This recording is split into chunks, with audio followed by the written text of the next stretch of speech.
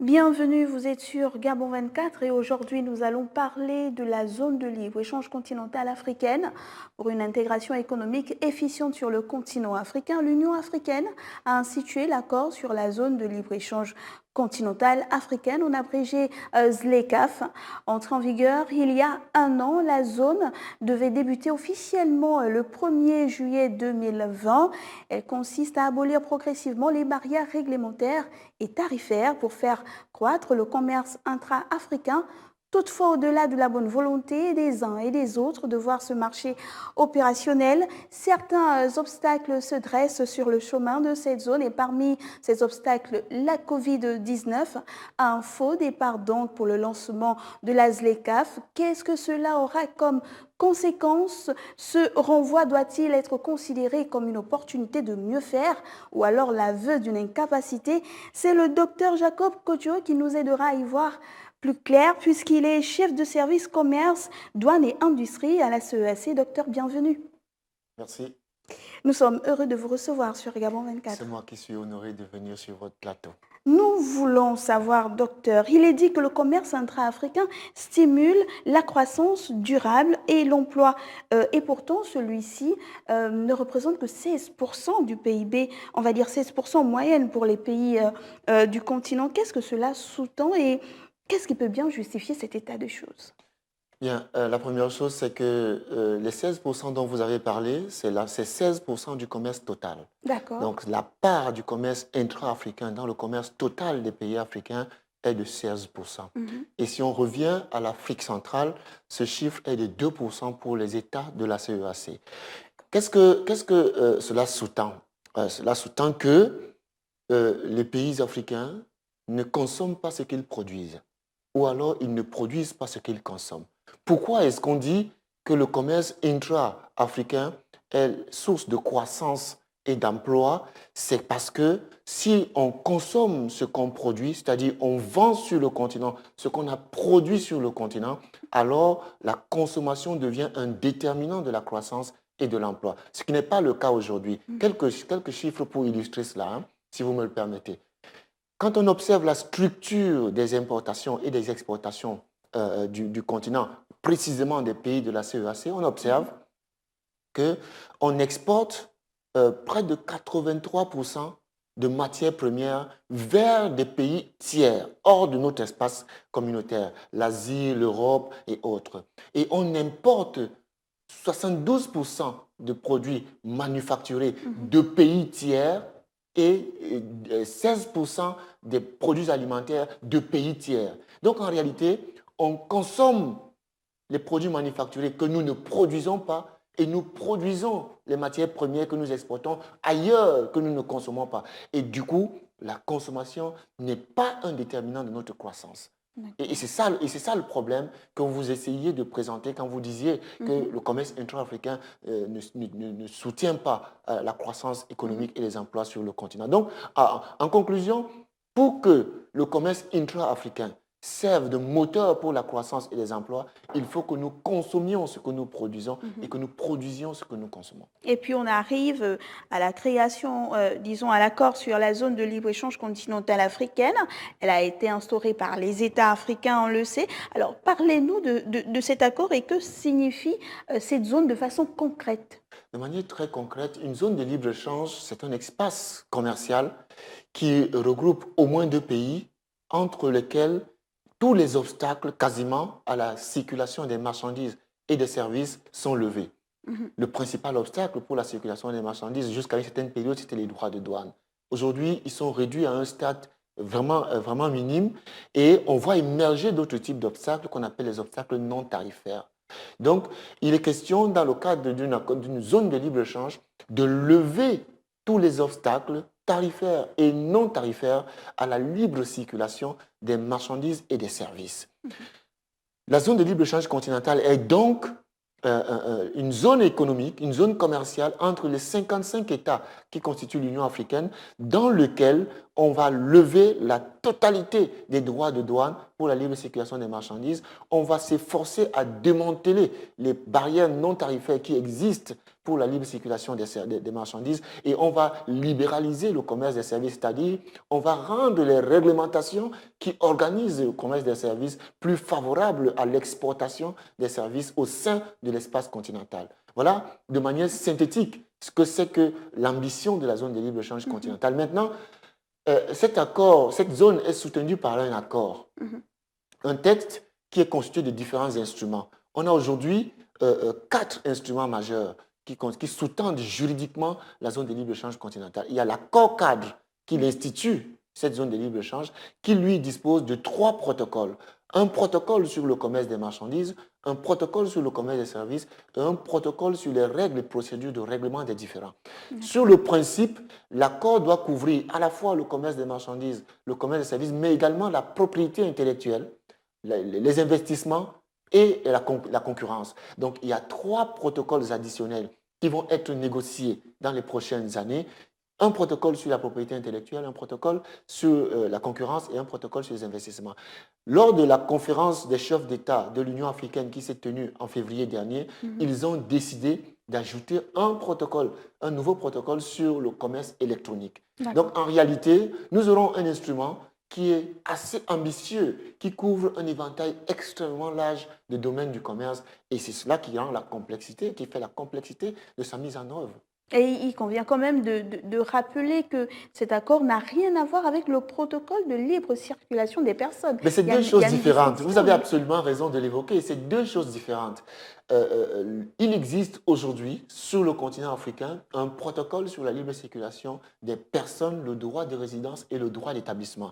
Ce protocole a été signé à Kigali le 21 mars 2018 avec le protocole, l'accord, le traité établissant la zone de libre-échange continentale. C'est 2 instruments différents. Dans le cadre de l'accord instituant la zone de libre-échange continentale, des mesures de facilitation du mouvement des prestataires de services sont clairement encadrées. Or, dans le protocole de la libre circulation, c'est l'ensemble des citoyens de l'espace continental qui vont bénéficier des allègements, des facilités de libre circulation et d'établissement dans tous les pays du continent. Ce protocole suit son chemin parallèlement au protocole sur la SDECAF. Docteur, on sait qu'il y avait des pays qui étaient réticents et jusqu'à présent, plusieurs n'ont pas encore ratifié l'accord. Qu'est-ce qui, selon vous, pourrait justifier cette hésitation ?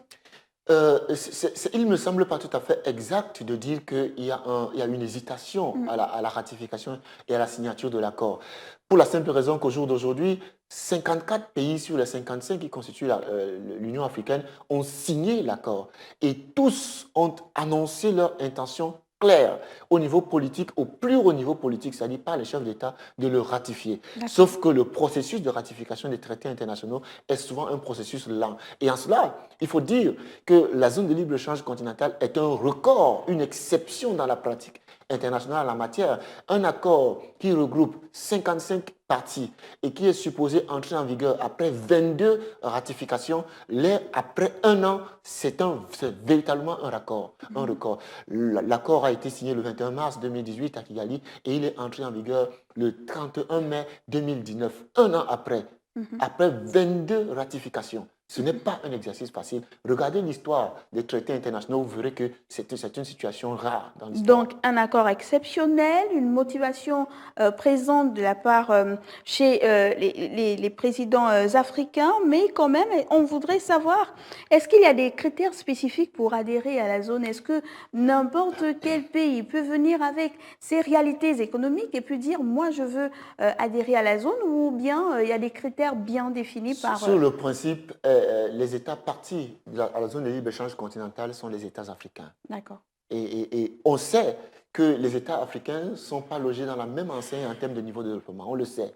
Mais le contenu de l'accord prévoit des dispositions spécifiques qui permettent de prendre en compte la différence de niveau de développement qui existe entre les États. Il y a un des principes majeurs d'ailleurs, c'est le traitement spécial et différencié qui permet que les États mettent en œuvre les dispositions de l'accord en fonction de leur capacité à pouvoir en tirer profit. Et ce type d'aménagement existe dans l'accord. Il y a également un autre principe, le principe de la géométrie variable, qui permet que les États mettent en œuvre les dispositions quand ils sont prêts à le faire. Donc, l'accord est conçu de manière suffisamment flexible pour prendre en compte la différence de niveau de développement qui existe entre les États africains. D'accord. Alors, quels sont les progrès réalisés par la ZLECAf depuis son adoption à Kigali? Ben, écoutez, un accord, c'est d'abord un traité, mais après, il y a des disciplines de mise en œuvre qui sont des éléments extrêmement complexes à négocier.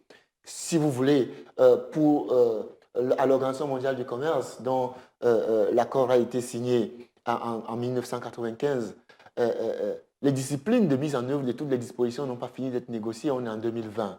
Et donc, il faut considérer que les progrès réalisés dans le cadre de la ZLECAf sont des progrès importants. L'accord a été signé, il a 3 protocoles qui comportent le protocole sur le commerce des marchandises à 9 annexes, le protocole sur le commerce des services à 6 annexes et le protocole sur les règles et procédures de règlement indifférents à 3 annexes.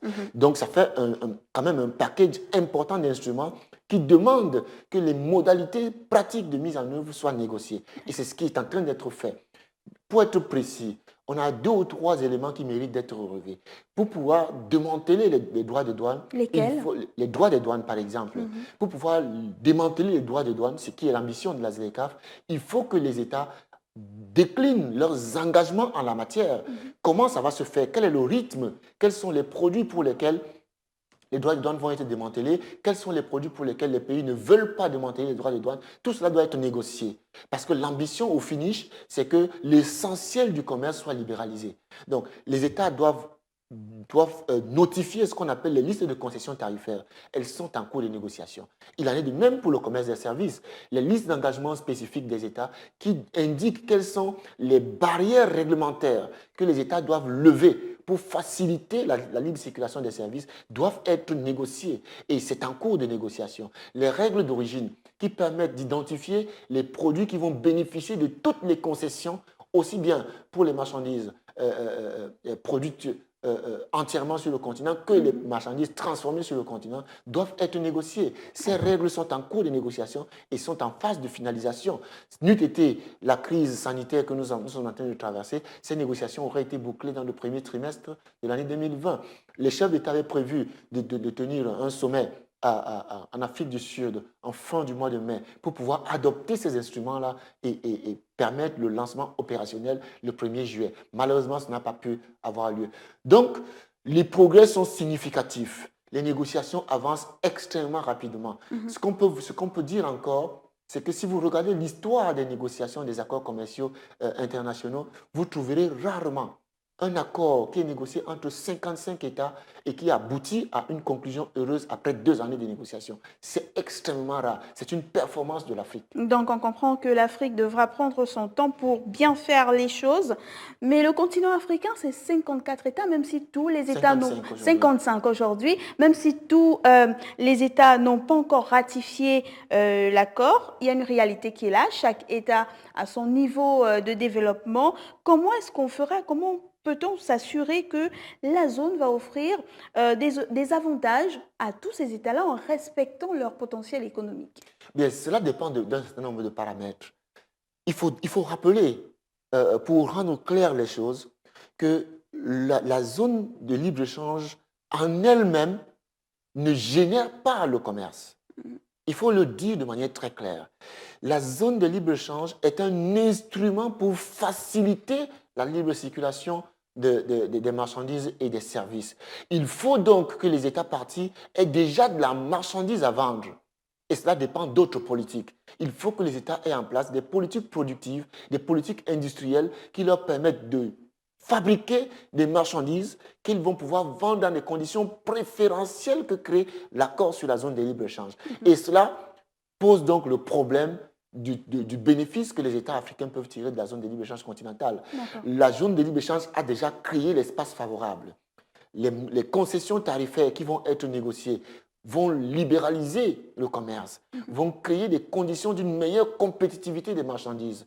Mais il faut que ces marchandises soient produites. Et c'est là le défi. C'est pour ça que nous disions dans une des émissions précédentes sur votre plateau que le succès définitif de la zone de libre-échange continentale est tributaire d'un ensemble de réformes que les États doivent mettre en œuvre. Et entre autres, de véritables politiques industrielles, des politiques de diversification économique, des politiques de transformation structurelle. Il faut les mettre en œuvre. Quand on regarde l'ensemble des pays sur le continent, il y a des plans de développement qui ont pour ambition de diversifier et de générer la transformation structurelle des économies. Sauf que, quand on regarde le niveau de mise en œuvre, il y a un problème. Donc, il faut véritablement que les États africains se mettent au travail, mènent des réformes sérieuses en termes de transformation structurelle des économies, alors ils auront un boulevard qui leur est offert par l'accord sur la zone de libre-échange continentale qui met à leur disposition un marché de 1,2 milliard de consommateurs. Si vous nous rejoignez à peine, je vous rappelle que nous sommes en compagnie du docteur Jacob Kocho. Il est expert à la CEAC. Avec lui, nous abordons la question chef de service, commerce, douane et industrie à la CEAC. Avec lui, nous abordons la question de la ZLECAf, du moins du report de la ZLECAf. Et justement, pourquoi ce report? Quels sont les arguments avancés? Le report est simplement dû au fait que la crise sanitaire que nous traversons depuis 4 mois maintenant n'a pas facilité la conclusion des travaux techniques qui auraient permis de finaliser les instruments et les disciplines incompressibles dont nous avions besoin pour mettre en œuvre l'accord. Et donc, on a le continent, l'Union africaine et le secrétariat de la zone de libre-échange continentale ont proposé aux États membres de reporter le début de la phase opérationnelle simplement pour se donner le temps, quand les conditions favorables seront mises en place, de finaliser les négociations sur ces instruments afin que la mise en œuvre puisse être faite de manière harmonieuse. À titre de rappel, il y a 3 instruments clés qui doivent être encore finalisés. Les règles d'origine, les listes de concessions tarifaires et les listes d'engagement spécifiques.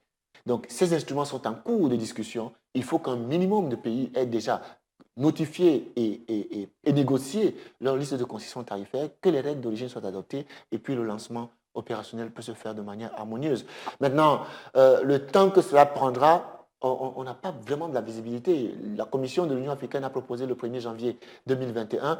On ne sait pas encore quand toutes les conditions seront réunies pour que la circulation des personnes reprenne pleinement, pour que les gens puissent se réunir en grand nombre sans grande difficulté, parce qu'une session de négociation, c'est au moins 55 représentants des États, plus des experts. Donc, si on ne peut pas se réunir 200 personnes dans une salle pour pouvoir discuter pendant 5 jours, ça va être compliqué. Et donc, toutes ces modalités pratiques, opérationnelles de vie courante sont des conditions qu'il faut pouvoir réunir pour que le processus se relance rapidement. On comprend qu'il y a beaucoup de conditions à remplir, mais seulement il y a certaines personnes qui pensent quand même que le véritable problème pourrait être le fait que les pays africains n'arrivent pas encore à se faire mutuellement confiance, parce que la ZLECAf, ça fait quand même de nombreuses années qu'on en parle. On sait, on reconnaît son enjeu et l'importance que cette zone aura pour le continent africain, mais jusqu'à présent, on a l'impression que l'Afrique, on va dire, est toujours à la traîne.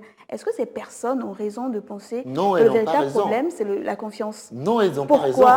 Pour la simple raison que si les gens ne se font pas confiance, ils ne négocient pas un accord aussi ambitieux en 2 ans. Ils ne le signent pas aussi rapidement. 54 pays sur 55 l'ont signé en moins de 2 ans. Ils ne le ratifient pas aussi rapidement. 22 ratifications en 1 an et l'accord est entré en vigueur. Aujourd'hui, on en est à une trentaine. N'eût été la crise sanitaire qui a perturbé le fonctionnement normal des administrations au sein des États, on aurait certainement dépassé la quarantaine de ratifications notifiées aujourd'hui. Donc, ceux qui pensent qu'on ne se fait pas suffisamment confiance, ils ont là les données qui attestent du contraire. Maintenant, les modalités pratiques, les disciplines opérationnelles pour la mise en œuvre de l'accord ne se font pas dans la course. Il faut prendre le temps nécessaire pour négocier les détails opérationnels qui prennent en compte les spécificités de chaque État afin qu'on ait un instrument qui soit mis en œuvre par tout le monde de manière bénéfique. Il n'est pas question d'un manque de confiance, ça le docteur l'a dit, mais seulement l'un des véritables problèmes de l'Afrique, et ça vous n'allez pas nous contredire, c'est celui du manque d'industrialisation. Quoi, une zone comme la ZLECAf pourrait réellement aider le continent à mieux appuyer son industrialisation? Et c'est une question extrêmement importante. Dès lors que les pays sont engagés véritablement dans un processus d'industrialisation, un accord commercial peut les aider de plusieurs manières. Un, elle leur offre un marché pour les produits qui sont issus de l'industrie dans des conditions préférentielles, donc plus compétitives par rapport aux produits qui viendront des pays tiers. Deux, elle leur offre la possibilité de s'approvisionner dans des conditions préférentielles. Une industrie a besoin de matières premières et de produits intermédiaires. Et les produits intermédiaires sont déjà des produits transformés dans une certaine mesure. Imaginez que vous puissiez importer, une industrie basée au Gabon puisse importer de l'Afrique du Sud un produit intermédiaire à un droit de douane nul. Et le droit de douane, il se situe souvent autour de 20-30% de la valeur de la marchandise. Donc, si on leur enlève 20% de charge sur la production, le coût de production, c'est extrêmement important pour leur compétitivité. Et troisième élément, une zone de libre-échange comme la ZLECAf peut faciliter le développement des chaînes de valeur. Vous savez qu'au jour d'aujourd'hui, on est dans un monde où la production s'est internationalisée. La production s'est fragmentée et s'est répartie à travers le monde. La valeur ajoutée peut être retenue sur le continent par la création des zones, des chaînes de valeur régionales ou continentales. C'est-à-dire qu'avec la zone de libre-échange continentale, le principe de l'acceptation du cumul de production fait que vous pouvez commencer à produire une marchandise dans un pays X, vous terminez de le produire dans un pays Y, cette marchandise est considérée comme originaire de l'ensemble du continent. Et cela va promouvoir les chaînes de valeur régionales. On fabrique prenons une illustration pour l'Afrique centrale. Allez-y.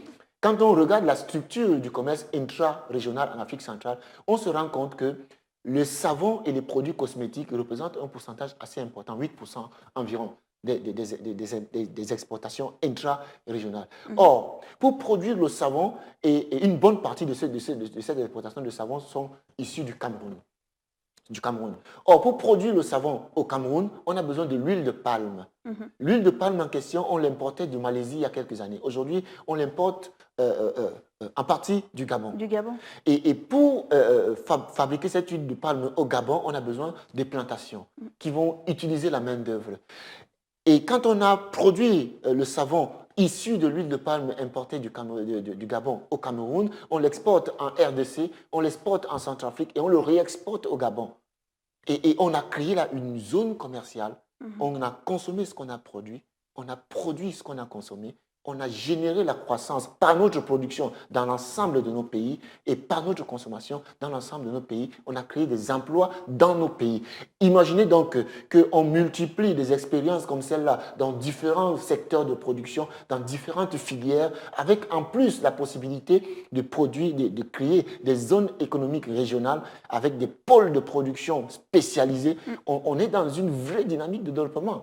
Et ça, la zone de libre-échange continentale apporte un appui, une condition complémentaire à la réussite d'un tel projet. Mais il faut des réformes parallèles qui doivent être menées. Il faut des réformes parallèles que vous allez certainement développer en quelques minutes puisque nous voulons votre mot de fin et on veut votre expertise. Comment est-ce qu'on peut mettre en œuvre de façon efficace et cela jusqu'à satisfaire tous les pays, la zone de libre-échange continentale? C'est quoi le mot d'emploi? Le mot d'emploi, il est déjà contenu dans le texte lui-même, dans le texte de l'accord. Les modalités de libéralisation sont contenues dans le texte de l'accord. Seulement, pour que ce soit totalement bénéfique pour tous les États membres, il y a une impérieuse nécessité et une urgence à mettre en œuvre des réformes. Nous n'allons pas arrêter de le dire. Ce n'est pas une chose qui génère automatiquement la croissance et le développement. Il faut des réformes parallèles. Il faut mettre en œuvre des politiques d'industrialisation. Il faut mettre en œuvre des politiques de production et encore, pour que cela ait un effet d'entraînement sur la création d'emplois, il faut former des gens qui vont venir travailler dans les usines, qui vont produire et qui vont pouvoir racheter plus tard les produits issus des usines dans les conditions préférentielles définies par l'accord. Donc, c'est un ensemble de choses qu'il faut mettre en œuvre et cela demande des réformes sérieuses et urgentes dans le contexte dans lequel nous sommes. Avec un marché combiné de plus de 1,2 milliard de personnes et un PIB de 2,5 billions de dollars, la ZLECAf pourrait faire de l'Afrique la plus grande zone de libre-échange au monde.